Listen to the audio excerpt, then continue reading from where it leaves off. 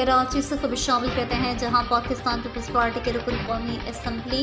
NA 230 Malir Syed आगा रफ़ीउल्लाह की दीगर के हमरा अली मोटानी के साहबजादी और मोहम्मद अली बलोच की साहबजादे की तकरीब निकाह में शिरकत की। इस हवाले से हमारे चीफ रिपोर्टर कराची जावेद महमूद आराई के मुताबिक पाकिस्तान पीपल्स पार्टी के रुकन कौमी असम्बली